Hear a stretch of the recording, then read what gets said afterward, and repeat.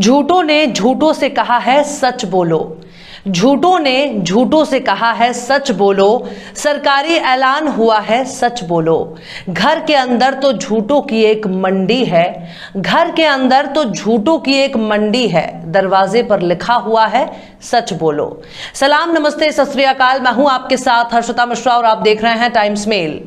आप क्या काम करते हैं, कहां आते जाते हैं, क्या खाते हैं, क्या पीते हैं और किसे पसंद करते हैं, किससे बात करते हैं, क्या क्या बात करते हैं, किसे प्रपोज करते हैं, किससे शादी करना चाहते हैं, आपकी और आपके चाहने वालों की तमाम बातें आपके निजी मामलों में शुमार हैं, जिसे जानने का हक ना तो सरकार को है और ना किसी दूसरे शख्स को। लेकिन सरकार कह रही है कि हम राष्ट्रीय सुरक्षा के नाम पर आपकी सारी जानकारी रख लेंगे और आपको पता भी नहीं चलेगा और हम बताएंगे भी नहीं हमने कब आपकी जासूसी कर ली। दरअसल सुप्रीम कोर्ट में पेगासस जासूसी पर केंद्र सरकार ने हलफनामा दाखिल करने से मना कर दिया है और सुप्रीम कोर्ट के सवालों में इतनी घिर गई है कि कोई भी जवाब देने में हकला रही है। सुप्रीम कोर्ट पूछता कुछ है और जवाब कुछ और दिया जा रहा है। इस मामले में केंद्र की मोदी सरकार बिल्कुल बहकी बहकी बातें कर रही है, लेकिन कोर्ट ने इतने फटकार लगा दिए हैं कि बस अब अदालत के फैसले इंतजार हो रहा है।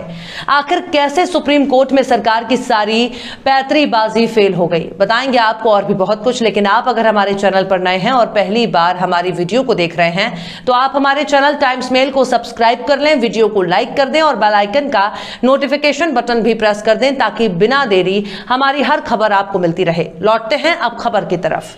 इजरायली सॉफ्टवेयर पेगासस के जरिए जासूसी का मामला इस वक्त मोदी सरकार के लिए सांप और छुचुंदर के जैसा बन चुका है, जिसे ना उगलते बन रहा है ना निगलते।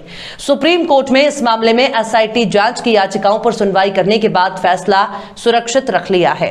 अगले 2 से 3 दिन में इस मामले पर फैसला सुनाया जा सकता है। सॉलिसिटर जनरल तुषार मेहता ने कहा कि सरकार इस मुद्दे को सनसनीखेज बनाने का जोखिम नहीं उठा सकती। नागरिकों की निजता की रक्षा करना भी सरकार की अहम जिम्मेदारी है, लेकिन सरकार नेशनल सिक्योरिटी को अनदेखा नहीं कर सकती। ऐसी सब तकनीक खतरनाक होती है। इंटरसेप्शन किसी तरह गैर कानूनी नहीं है। इन सब की जांच एक विशेष समिति से कराने दें। इन डोमेन विशेषज्ञों का सरकार से कोई ताल्लुक नहीं होगा। उनकी रिपोर्ट सीधे सुप्रीम कोर्ट के पास आएगी। लेकिन केंद्र ने कहा कि हम हलफनामे के जरिए ये जानकारी सार्वजनिक नहीं कर सकते। अगर मैं कहूं कि मैं किसी विशेष सॉफ्टवेयर का उपयोग नहीं कर रहा हूं और इसका उपयोग नहीं कर रहा हूं तो ये आतंकवादी तत्वों को तकनीक का काट लाने का मौका देगा। केंद्र सरकार की इस दलील को फिलहाल सुप्रीम कोर्ट को हजम नहीं हो रही। इस मामले की सुनवाई के दौरान CJI NV Ramana, justice Surya Kant और जस्टिस एएस बोपन्ना की बेंच ने पेगासस मुद्दे पर केंद्र सरकार से नाराजगी जताई है। सीजेआई रमना ने फटकार लगाते हुए कहा कि आप बार बार उसी बात को दोहरा रहे हैं, जबकि हम जानना चाहते हैं कि सरकार क्या कर रही है। सुप्रीम कोर्ट ने इसके बाद कहा कि हम तो राष्ट्रीय हित के मुद्दों पर बात ही नहीं कर रहे, बल्कि हमारी चिंता लोगों के बारे में है। समिति की नियुक्ति कोई मुद्दा नहीं है। हलफनामे का मकसद यह होना चाहिए ताकि पता चले कि आप कहां खड़े हैं। संसद में आपके अपने आईटी मंत्री के बयान के अनुसार कि फोन का तकनीकी विश्लेषण किए बिना आकलन करना मुश्किल है। इतना ही नहीं, चीफ जस्टिस ने बाकायदा केंद्र सरकार के अपने ही मंत्री की एक बयान का पोस्टमार्टम कर दिया। चीफ जस्टिस ने 2019 में तत्कालीन आईटी मंत्री रविशंकर प्रसाद के बयान का हवाला दिया। उसमें भारत के कुछ नागरिकों की जासूसी का अंदेशा जताया गया था, जिसके बाद सॉलिसिटर जनरल तुषार मेहता ने वर्तमान आईटी मंत्री अश्विनी वैष्णव के संसद में दिए बयान का हवाला दिया कि सरकार ने किसी भी तरह की जासूसी का खंडन किया है। सीजेआई ने आगे कहा कि हमने केंद्र को हलफनामे के लिए बार बार मौका दिया, जब हमारे पास आदेश जारी करने के अलावा कोई विकल्प नहीं बचा है। समिति नियुक्त करना या जांच करना यहां सवाल नहीं है। अगर आप हलफनामा दाखिल करते हैं तो हमें पता चलेगा कि आपका स्टैंड क्या है। याचिकाकर्ता एन राम के लिए वकील कपिल सिब्बल ने कहा कि यह सरकार की जिम्मेदारी है कि वो जवाब दे। नागरिकों की निजता का हिफाजत करना सरकार की ड्यूटी है। स्पाईवेयर पूरी तरह अवैध है। अगर सरकार अब कहती है कि हलफनामा दाखिल नहीं करेगी तो माना जाना चाहिए कि पेगासस का गैर कानूनी तरीके से इस्तेमाल हो रहा है। पिछली सुनवाई में केंद्र की ओर से सॉलिसिटर जनरल तुषार मेहता ने कहा था कि इस बारे में विस्तृत हलफनामा दाखिल करने पर गौर किया जा रहा है। इससे पहले सुप्रीम कोर्ट ने केंद्र को नोटिस जारी कर जवाब मांगा था।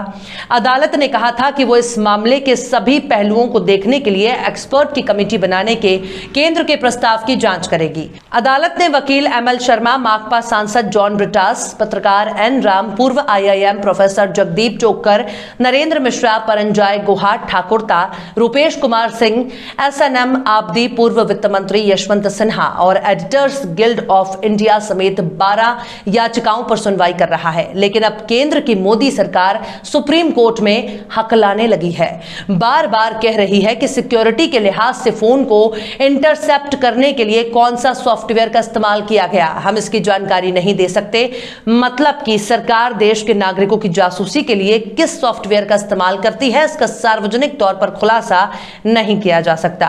अदालत के उस सवाल पर कि क्या केंद्र एक विस्तृत हलफनामा दायर करने के लिए तैयार है, मेहता ने कहा कि दायर 2 पृष्ठ का हलफनामा याचिकाकर्ता N राम और दूसरों की उठाई गई चिंताओं का पर्याप्त रूप से जवाब देता है। याचिकाकर्ताओं के वकील कपिल सिब्बल और दूसरे वकीलों ने कहा कि हम भी नहीं चाहते कि सरकार राज्य की सुरक्षा के बारे में कोई जानकारी दे।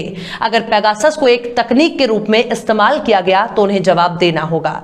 सॉलिसिटर जनरल का कहना है कि केंद्र सरकार पेगासस स्पाईवेयर के इस्तेमाल पर हलफनामा दाखिल नहीं करना चाहती है। तुषार मेहता ने कहा कि हम इसे व्यापक जनहित और राष्ट्र की सुरक्षा में एक हलफनामे में नहीं रखना चाहेंगे। लेकिन जस्टिस सूर्यकांत ने कहा कि पिछली बार हमने स्पष्ट किया था कि राष्ट्रीय सुरक्षा से जुड़े मामलों में किसी की दिलचस्पी नहीं है। हम आपसे केवल यही सीमित हलफनामा दाखिल करने की उम्मीद कर रहे थे।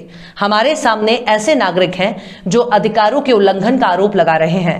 ये सभी मुद्दे अनुच्छेद 21 के तहत निजता के आधार के उल्लंघन का आरोप लगाने वाले नागरिकों के वर्ग तक सीमित हो सकते हैं। CJI रमना ने कहा कि हम फिर दोहरा रहे हैं कि हम राष्ट्रीय सुरक्षा के मामलों में नहीं जाएंगे।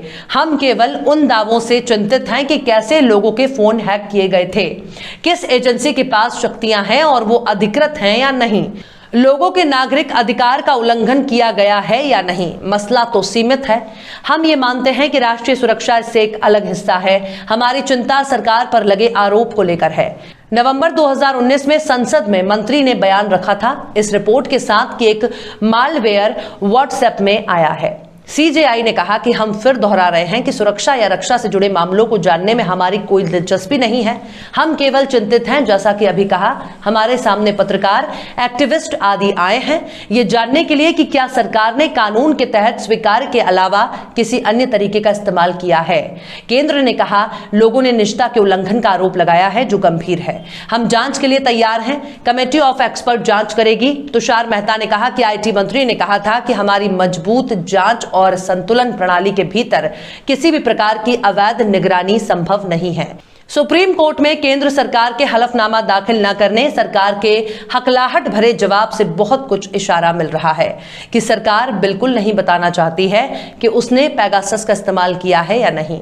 दरअसल एक अंतर्राष्ट्रीय मीडिया संगठन ने कहा था कि पेगासस स्पाईवेयर का इस्तेमाल कर 300 से अधिक भारतीय मोबाइल फोन नंबरों को निगरानी के लिए किया गया था, जिसके बाद से ही नागरिकों की निजता और व्यक्तिगत सूचनाओं की जासूसी का मामला जोर पकड़ चुका है। लेकिन सरकार का इस बारे में बार बार सुरक्षा का हवाला देना बहुत कुछ समझने के लिए काफी है।